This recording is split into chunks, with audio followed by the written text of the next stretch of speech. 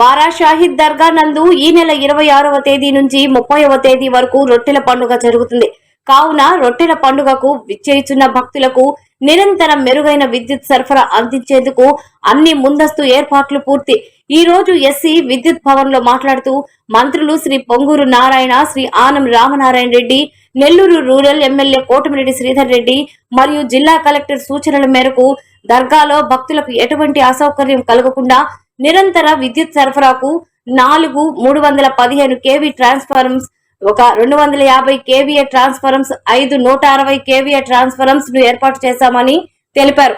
మరియు 125 kVA departmental generator ను కూడా ఏర్పాటు చేస్తున్నట్లు తెలిపారు.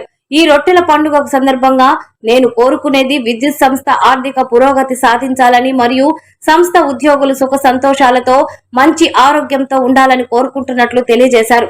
మరి ఈ 5 రోజులు ఐఈ సెక్షన్ సిబ్బంది అంతా దర్గా ప్రాంగణంలోనే ఉండాలని ఆదేశాలు ఇచ్చినట్లు తెలిపారు.